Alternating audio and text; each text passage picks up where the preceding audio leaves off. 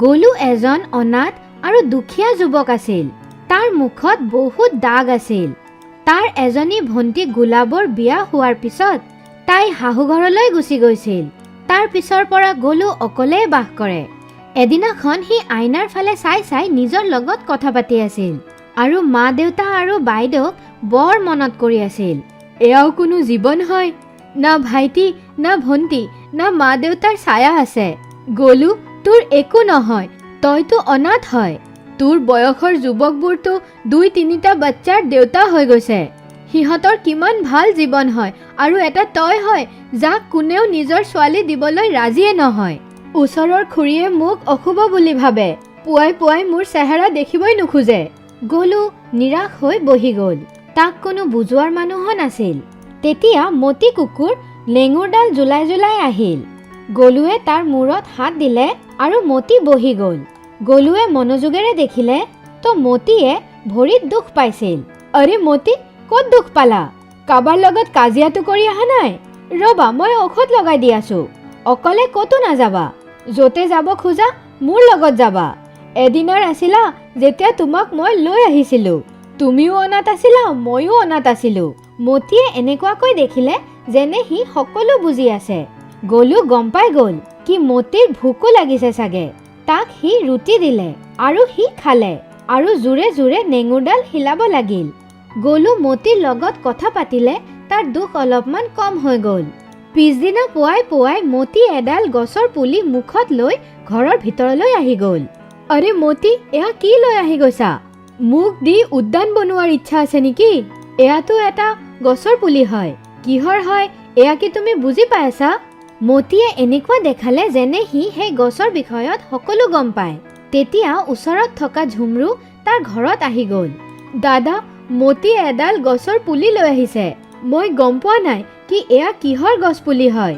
এতিয়া আপুনিয়ে কওক। আৰে আমিতো পেকেট চাই ভিতৰত কি আছে গম পাই যাওঁ। এয়া ডালিমৰ গছ হয়, লগাই দিয়া, ভাল ফল হ'ব।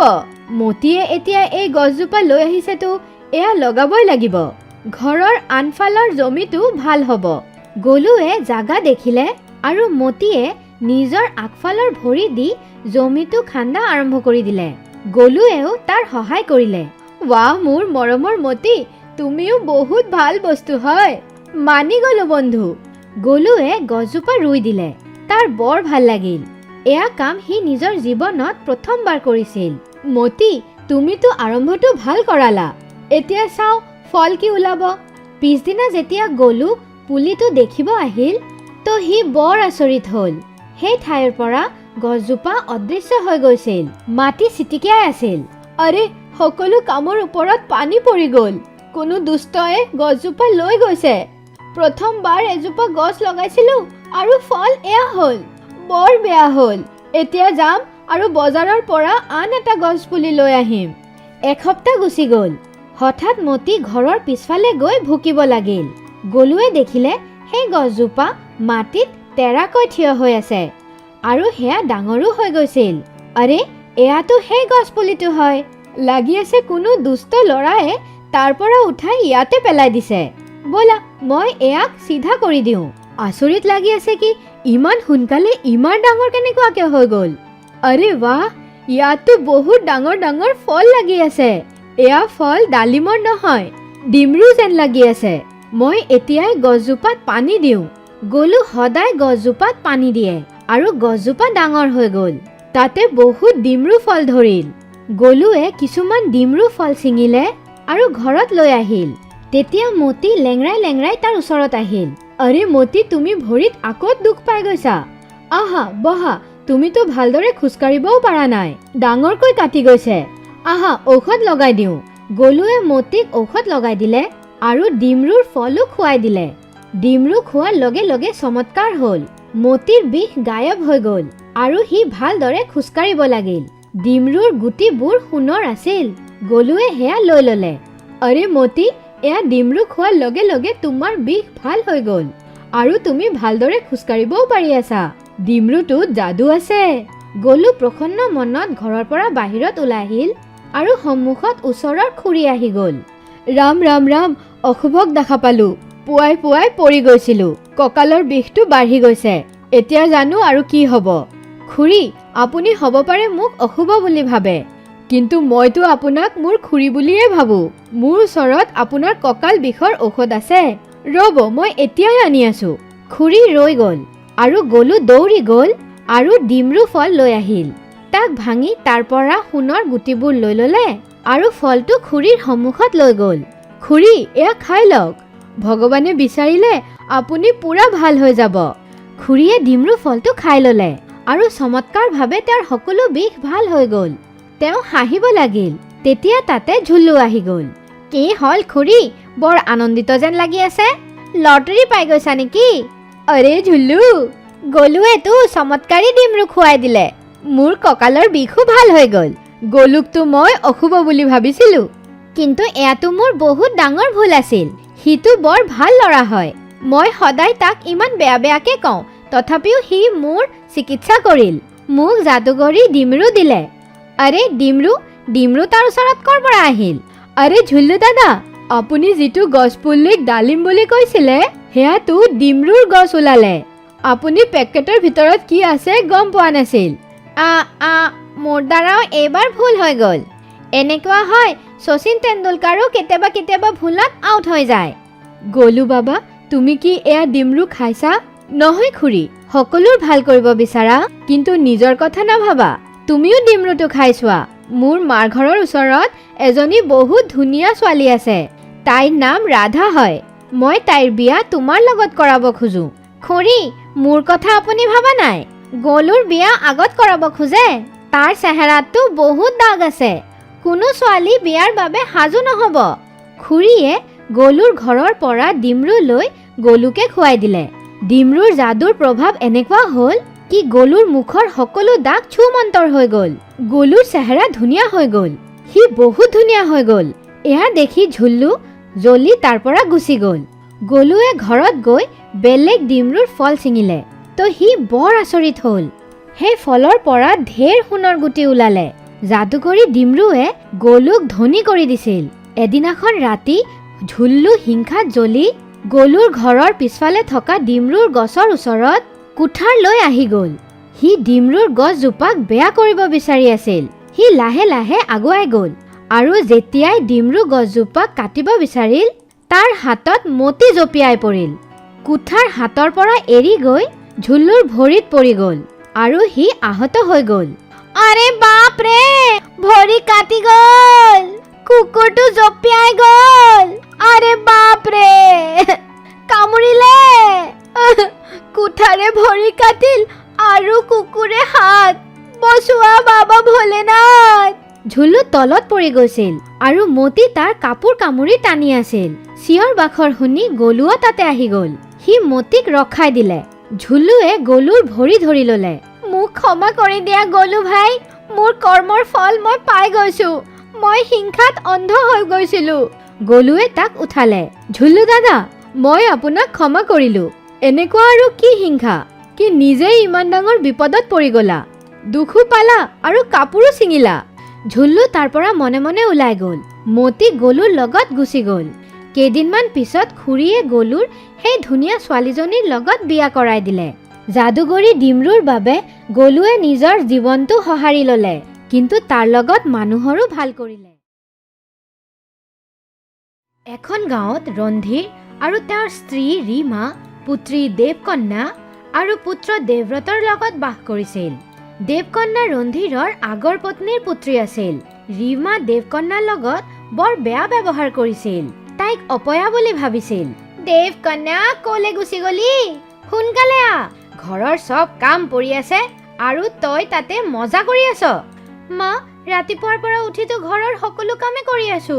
মই চাফ চিকুণ কৰি আছিলো, আপোনাৰ কাপোৰো ধুই দিছো, অকল ভাইটিৰ কাপোৰ ধোৱা বাকী আছে। ঠিক আছে, এনেকে কৈ আছে যেনে কিবা ডাঙৰ কাম কৰি দিছে। কোনো কামটো ভালদৰে নকৰা। কাপোৰ যদি চাফা নহয় না, তেনেহলে তোৰ মূৰত দি মাৰিম। অপয়া কোবাৰ, যা নিজৰ কাম কৰগে। মা, বাক কিয় গালি পাৰি আছা? তাই কামেতো কৰি আছে। শুন, তই তাইক চিনি নাপাও, জন্ম লোৱাৰ লগে লগে মাক খাই পেলালে। তোমাৰ দেউতাৰ এক্সিডেণ্ট হৈ গৈছিল, তাই বৰ অপয়া হয়। পুৱাই পুৱাই যদি তাইৰ মুখখন চাই লোৱা, তেনেহ'লে গোটেই দিনটো বেয়া যায়। তোৰ দেউতাও তাইৰ মুখখন দেখিবলৈ পচন্দ নকৰে। তইও পুৱাই পুৱাই তাইৰ মুখখন নেদেখিবি। মা, কেনেকুৱা কথা কৈ আছা? মই এইবোৰ বিশ্বাস নকৰো। মইতো সদায় বাৰ মুখখন দেখিয়ে হাৰ পাওঁ। মোৰ দিনটো বৰ ভাল যায়। আপুনিতো ৰাতিপুৱা শুয়ে থাকে। বায়ে মোক টোপনিৰ পৰা উঠায়, চাহ দিয়ে, জলপান দিয়ে। আজি ৰাতিপুৱা মোৰ ভৰি বিষাই আছিল। যেতিয়া বায়ে গম পালে, তেতিয়া তেওঁৱে আহি যেতিয়া মোৰ ভৰিত ঔষধ লগাই দিলে, তো মোৰ সকলো বিষ গুচি গ'ল। দিদি সদায় নিজৰ ভাগৰটোও মোক খুৱাই দিয়ে। কালি জিলাপি আহিছিল, মই মোৰ ভাগৰটো খাই লৈছিলো। তেতিয়া বায়ে নিজৰ ভাগৰ জিলাপিও মোক খুৱাই দিলে। শেষত এটাই জিলাপি পৰি আছিল, সেইটোও মই বহুত কোৱাৰ পিছত বায়ে খালে। হে, তাই যেন তোমাৰ ওপৰত কি যে যাদু কৰিছে। দিদিৰ নামৰ মালাই জপি থাকা। আৰে পাগল, তাই তোমাৰ নিজৰ বা নহয়। তুমি তাইৰ কথা নুশুনিবা। মা, মোক এইবোৰ কথা নকবা। মই আৰু বা দুয়োজন একে দেউতাৰ সন্তান হয়। মোৰ যদি কাহিও আহি যায়, তাই চিন্তাত পৰি যায় আৰু ঔষধ লৈ দৌৰি আহে। এনেকুৱা বা ভগৱান যেন সকলোক দিয়ে। মা, মই তোমাৰ আগত হাতযোৰ কৰি আছো। মোৰ ইমান ধুনীয়া বাক অপয়া নকবা। দেৱীৰ নিচিনা চেহেৰা হয় মোৰ বাৰ। জানো তই তাইৰ ভিতৰত দেৱী কেনেকুৱাকৈ দেখা পাও। আচ্ছা যা, নিজৰ পঢ়া শুনা কৰগে। বায়ে মোক পঢ়াব। তাই পঢ়ালে মোৰ ভাল মাৰ্কছ আহে। বায়ে কৈছে মই ভৱিষ্যতত ডাঙৰ অফিচাৰ হ'ম। মা, মই মোৰ বাক পৃথিৱীৰ সকলো সুখ শান্তি দিম। এতিয়া বাৰ নামৰ মালা জপা বন্ধ কৰ। ৰীমা খং কৰি তাৰ পৰা গুচি গ'ল। দেৱব্ৰতো বাহিৰত গুচি গ'ল। দেৱব্ৰতৰ দেউতাৰ মূৰ বিষাই আছিল আৰু তেওঁ শুই আছিল। দেৱকন্যা গম পাই গ'ল আৰু তাই পিছফালৰ পৰা গৈ দেউতাৰ মূৰত মালিচ কৰি দিলে। বৰ ভাল লাগি আছে। ইমান দেৰিতো মূৰটো ফাটি গৈ আছিল। এতিয়া এনেকুৱা লাগি আছে যেন বিষটো ক'বাত সুমন্তৰ হৈ গৈছে। তুমি কথা কিয় পাতা নাই? দেউতা, মই হয়। আপোনাৰ কষ্ট হৈ আছিল, সেইবাবে গুচি আহিলো। এতিয়া আপোনাৰ মূৰৰ বিষ কেনেকুৱা আছে? অ', তুমি হয়। মই ভাবিলো তোমাৰ মা। ঠিক আছে, যোৱা। বিষ গুচি গৈছে। আনফালে দেৱকন্যা বেলেগ কামত ব্যস্ত হৈ পৰিল। গধূলি হৈ গ'ল। এতিয়ালৈকে ৰীমায়ে দেৱকন্যাক একো খাবলৈও দিয়া নাছিল। মা, মোৰ বৰ ভোক লাগিছে। ৰাতিপুৱাৰ পৰা একোৱে খোৱা নাই। মই খাই লওঁ। বৰ মিছা কথা কোৱা। কিমান বাৰ খাবা? বকাসুৰ হৈ গৈছা নেকি? মা, মই সঁচা কৈ আছো, মই একোৱে খোৱা নাই। যোৱা লৈ খাই লোৱা। ৰাতিৰ দালি আৰু চাউল আছে, সেয়াই খাই ল'বা। ঠিক আছে মা, খাই ল'ম। দেৱকন্যা মন বেয়া কৰি কিচেনৰ ফালে আগুৱাই গ'ল। তাতে গৈ যেতিয়া তাই বাহি চাউল আৰু দালিৰ বাসনটো খুলিলে, তাই আচৰিত হৈ গ'ল। তাতে টাটকা গৰম গৰম সুস্বাদু ব্যঞ্জন থোৱা আছিল। এয়া কেনেকুৱাকৈ হ'ব পাৰে? মইতো টাটকা খাদ্য বনাইছো, সেয়াতো বেলেগ হয়। মোৰ বাহিৰে কিচেনত আৰু কোনেও নাহে। এনেকুৱা লাগি আছে দেৱৰাত ভাইটিয়ে আনিছে। যাওঁ, তাৰ লগত মই খাম। দেৱকন্যা খাদ্য বাঢ়ি লৈ বেলেগ কক্ষত গুচি গ'ল আৰু তাই দেৱৰাত ভাইটিকো মাতি ল'লে। দুয়োজন মিলি খোৱা আৰম্ভ কৰিলে। ভাইটি, এই খাদ্যবোৰ তই ক'ৰ পৰা আনিছা? মইতো আনা নাই। এইবোৰতো আপুনিয়ে বনাইছে। বৰ টেষ্টি হয়। মই বনোৱা নাই। তেনেহ'লে এয়া ক'ৰ পৰা আহিল? পিছফালৰ পৰা এজনী ধুনীয়া পৰীৰ ধুনীয়া মাত শুনা গ'ল। এয়া মই আনিছো। দেৱকন্যা, তুমি ইমান ভাল হয়। চব কাম ভালদৰে কৰা। মাৰ সকলো কথাও সহ্য কৰা। সদায় বাঢ়ি খাদ্য খোৱা। সেয়েহে মই ভাবিলো কি আজি তোমাক টাটকা খাদ্য খুৱাই দিওঁ। দিদি, এয়া মই কি শুনি আছো? আপুনি সদায় বাঢ়ি খাদ্য খায়, মোক টাটকা খাদ্য খুৱাই দিয়া। ধিক মোৰ ওপৰত। আৰে ভাই, সেয়াওতো অন্যায় হয়। মই মোৰ ভাইটিটোক কিয় বাঢ়ি খাদ্য খাবলৈ দিম? পৰী ৰাণী, আপোনাক কোটি কোটি ধন্যবাদ। আপুনি যে মোক ক'লে আজিৰ পিছৰ পৰা মই বাক বাঢ়ি খাদ্য খাবলৈ নিদিওঁ। মোৰ নাম জেচমিন পৰী হয়। মোৰ বৰ আনন্দ হৈ আছে কি তোমালোক দুয়োজন ভাইটি ভণ্টিৰ ভিতৰত ইমান প্ৰেম আছে। এনেকুৱা ভাৱনা যেন তোমাৰ মাৰ ভিতৰতো আহি যায়। আচ্ছা, তেনেহ'লে মই আহোঁ। পিছত লগ পাম দিয়া। জেচমিন পৰী উৰি গুচি গ'ল। ৰীমা তাতে আহি গ'ল। আৰে, বৰ ধুনীয়া খাদ্যৰ সুবাস আহি আছে। দেৱকন্যা, তুমি খালা, কিন্তু মোক নিদিলা। অসভ্য। এতিয়াই তোমাক দেখাই আছো। মা, ৰৈ যোৱা। বাৰ এইটোত কোনো ভুল নাই। তুমি গুচি যোৱা। আজি মই তাইক মাৰি মাৰি তাইৰ এনেকুৱা অৱস্থা কৰি দিম কি দ্বিতীয়বাৰ এনেকুৱা ভুল কৰাৰ আগত 100 বাৰ ভাবিব। মা, এতিয়া আপুনি ভাবিব লাগে। আপুনি যে সদায় বাক ৰৈ যোৱা খাদ্য খুৱায়। আজি এজনী জেচমিন পৰীয়ে সেই খাদ্যবোৰকে সুস্বাদু খাদ্যত বদলি দিলে। বায়ে সেইটোকে মোকো খুৱালে আৰু নিজেও খালে। এতিয়া কোৱা, বাৰ কি ভুল হয়? আজিৰ পিছৰ পৰা মোৰ বা ৰৈ যোৱা খাদ্য নাখাব। তই আৰু তোৰ বা দুয়োজন মিলি আছ। এতিয়া তোৰ বাৰ খবৰ লওঁ। এয়া কৈ ৰীমা খঙত দেৱকন্যাক মাৰিবলৈ আগুৱাই গ'ল। তো তাই ভৰিত দুখ পাই গ'লে আৰু তাই পৰি গ'ল। হাই, মই মৰি গ'লো। লাগি আছে ভৰি ভাঙি গৈছে। তাইয়ে কিবা যাদুটনা কৰিছে চাগে। বৰ বিষাই আছে। শুন, মোক উঠোৱা। মই খোজ কাঢ়িব নোৱাৰো। বৰ অসহ্য বিষ হয়। আৰে বাপ ৰে! দেৱৰাত আৰু দেৱকন্যাৰ সাহায্যত ৰীমা বিচনালৈকে আহিলে। তাই খোজ কাঢ়িব পৰা নাছিল। বৰ বিষাই আছিল। হে পৰিৰাণী, আপুনি ক'ত আছে? মোৰ মাৰ বৰ বিষাই আছে। আপুনি সোনকালে আহি যাওক। তেওঁক এই কষ্টৰ পৰা মুক্তি দিয়ক। তাইতো বৰ ভাল পাই আছে চাগে। ভালে হ'ল, বৰ দিগদাৰ দিয়ে। হায় ৰাম, বৰ বিষ হৈ আছে। মা, বাক একো নকবা। তাইৰ বাবেই তুমি আৰাম পাবা। ৰৈ যোৱা, শান্তি ৰাখা। জেচমিন পৰী তালে আহি গ'ল। দেৱকন্যা, তুমি মোক মনত কৰিছা আৰু মই আহি গ'লো। কোৱা কি কথা? পৰিৰাণী, মোৰ মা পৰি গৈছে। তেওঁ বৰ কষ্ট পাই আছে। বৰ বিষাই আছে। তেওঁক ভাল কৰি দিয়ক। প্ৰয়োজন হ'লে তেওঁৰ কষ্ট মোক দি দিয়ক। তেওঁ একো কষ্ট পাব নালাগে। চাওক, আপোনাৰ পুত্ৰী আপোনাৰ বাবে কি কৈ আছে। আপুনি তাইক সদায় দুখ দিছে, কিন্তু তাই আপোনাৰ দুখ দূৰ কৰিবলৈ বিচাৰে। পৰিৰাণী, মোৰ বিনম্ৰ প্ৰাৰ্থনা হয়, মাৰ কষ্ট দূৰ কৰি দিয়ক। ঠিক আছে। জেচমিন পৰীয়ে নিজৰ যাদুকৰী চমৎকাৰ দি নিমাৰ বিষ টানি ল'লে আৰু তাই উঠি বহি গ'ল। আৰে, মইতো ভাল হৈ গ'লো। পৰিৰাণীয়ে ভাল কৰি দিলে। বাৰ বাবে পৰিৰাণীয়ে আপোনাক ভাল কৰি দিলে। কি ক'লা? একদম ঠিকে কৈছা। মোৰ দেৱকন্যা সঁচাকৈয়ে দেৱী হয়। মই তাইক বৰ দুখ দিছো। মাজনী, মোক ক্ষমা কৰি দিয়া। মই তোমাক জন্ম দিয়া নাই, কিন্তু তুমিতো মোৰ নিজৰ ছোৱালীতকেও ডাঙৰ কাম কৰিছা।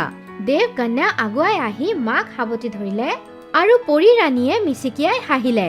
দেৱৰাতো বৰ আনন্দিত আছিল।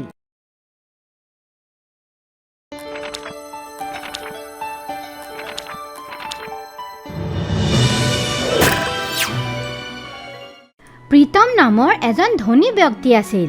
তেওঁৰ ওচৰত বহুত ইট বনোৱাৰ কাৰখানা আছিল, য'ৰ পৰা তেওঁৰ বৰ ভাল ৰোজগাৰ হৈছিল। প্ৰীতমৰ ঘৰত তেওঁৰ মা দেউতা বাস কৰিছিল আৰু তেওঁৰ এজনী সৰু ভনীও আছিল।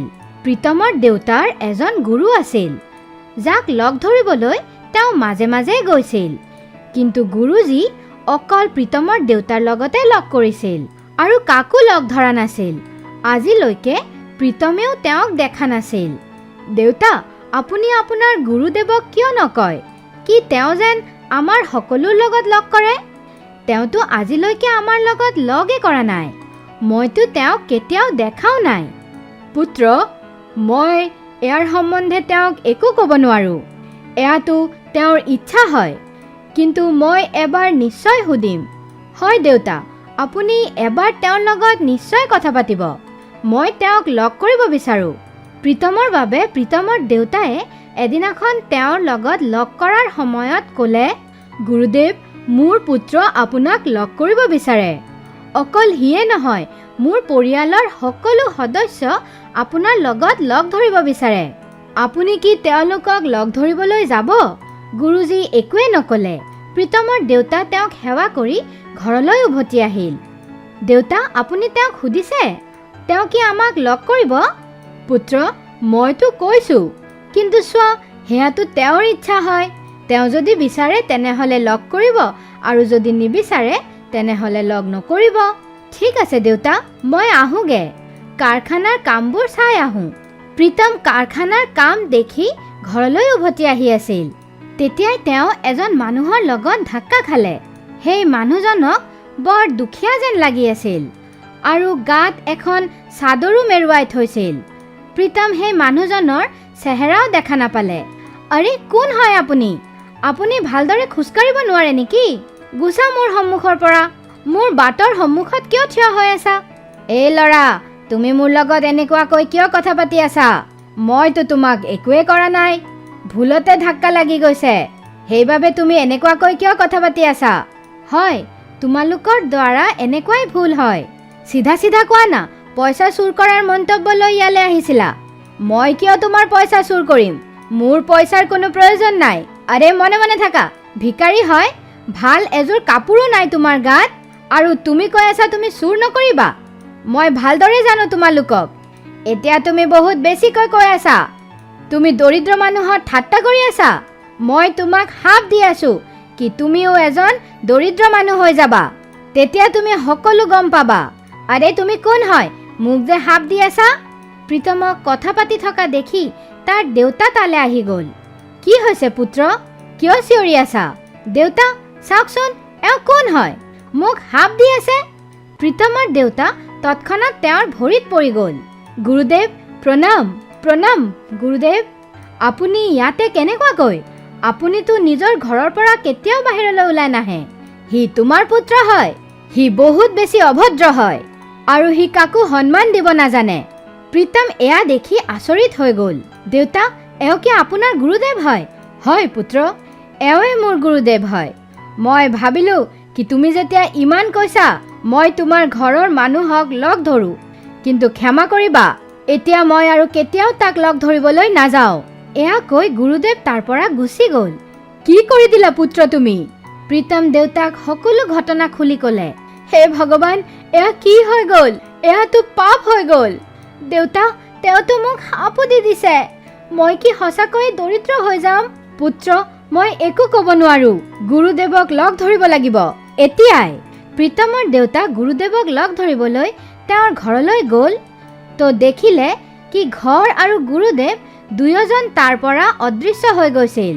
প্ৰীতম মন মাৰি ঘৰলৈ উভতি আহিল। মোৰ দ্বাৰা বহুত ডাঙৰ ভুল হৈ গৈছে। জানো এতিয়া মোৰ লগত কি হ'ব?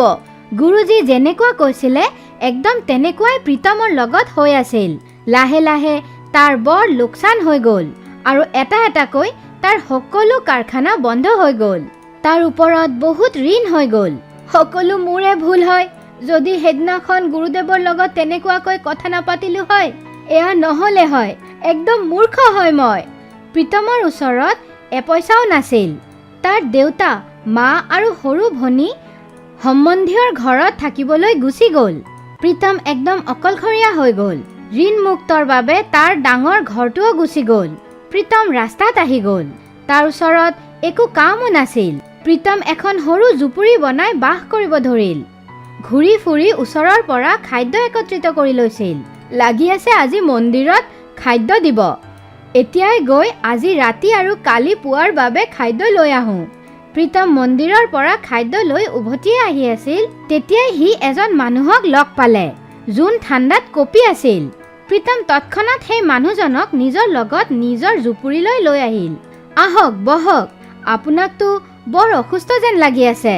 প্ৰীতম তেওঁৰ ভালদৰে দেখা শুনা কৰিল, আৰু কেইদিনমানতে তেওঁ ভাল হৈ গ'ল। ভাল হোৱাৰ পিছত তেওঁ নিজৰ মুখৰ পৰা কাপোৰ গুচালে আৰু প্ৰীতমক ক'লে, পুত্ৰ, মই গুৰুদেৱ হয়। তোমাৰ পৰীক্ষা কৰিব আহিছিলোঁ কি তুমি এতিয়াও তেনেকুৱাই আছা নে সলনি হৈ গৈছা? কিন্তু মই গম পাই গ'লো তুমি সঁচাকৈয়ে বহুত সলনি হৈ গৈছা। মই প্ৰসন্ন হয় আৰু নিজৰ শাপ উভতাই লৈ আছোঁ। এতিয়াৰ পৰা তোমাৰ জীৱনত সকলো ভালেই হ'ব।